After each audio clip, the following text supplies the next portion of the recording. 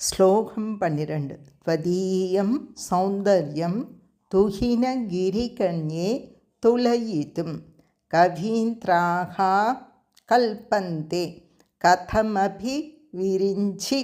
प्रभृतयः यथा लोकौत्सुक्यात् अमरललना यान्ति मनसा तपोभिर्दुष्प्रापामभिगिरिश सायुज्य पदवीं त्वदीयं सौन्दर्यं तुहिनगिरिकण्ये तुलयितुं कवीन्द्राः कल्पन्ते कथमपि विरिञ्चि प्रभृतयः यथा लोकौः सुख्यात् अमरललना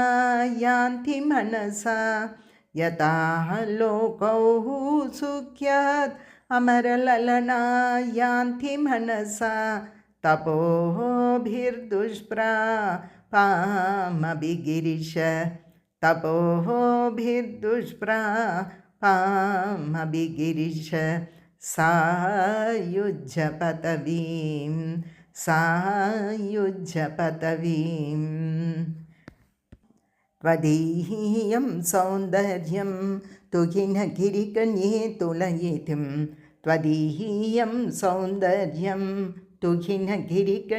तुलयितुं कवीन्द्राः कल्पन्ते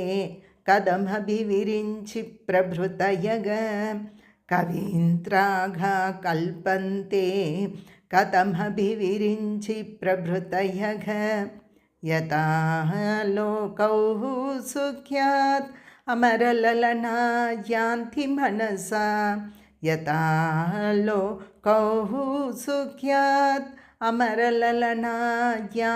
मनसा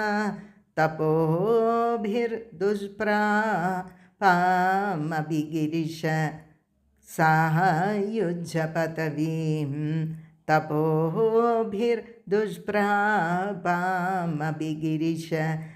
सायुज्य पदवीं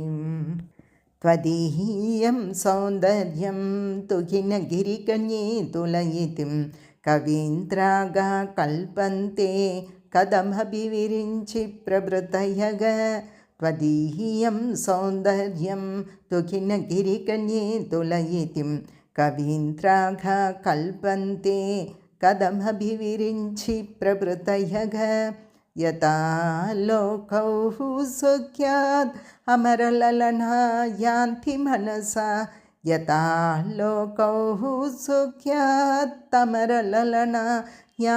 मनसा तपोभिर्दुष्प्रापामभिगिरिश सायुज्य पदवीं यथा लोकौः सुख्यात् अमरललना यान्ति मनसा तपोभिर्दुष्प्रापामभिगिरिश सायुज्य पदवीं त्वदीयं सौन्दर्यं तुहिनगिरिकण्ये तुलयितुं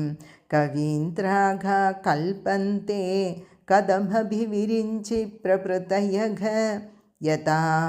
लोकौः सुख्यात् अमरललना यान्ति मनसा तपोभिर्दुष्प्रापामभिगिरिश सायुज्य पदवीं त्वदीयं सौन्दर्यं तुहिनगिरिकण्ये तुलयितुं कवीन्द्राः कल्पन्ते कथमपि विरिञ्चि प्रभृतयः यथा लोकौः सुख्यात् अमरललना यान्ति मनसा तपोभिर्दुष्प्रापामभिगिरिश सायुज्य पदवीं இஸ்லோகத்தின் பொருள். பனிமலை அரசனின் புதல்வியே, உன் உடலழகை வர்ணிப்பதற்கு கவிதையில் வல்லவர்களாலும் பிரம்மா போன்றவர்களாலும் கூட இயலாது. அழகுக்கு சரியான ஓமை கூற எப்படியெல்லாமோ முயன்று பார்த்தும் அவர்களால் முடியவில்லை. அழகில் சிறந்த தேவருலக மகளிரும் பரமசிவனின் கண்களைக் கொண்டு தான் அதை பார்க்க முடியும் என்று நினைத்து அடைதற்கரிதான பரமசிவ சாயுஜ்ய பதவியை மானசீகமாக அடைகிறார்கள். ஓம் ஸ்ரீ மாத்ரே நமக.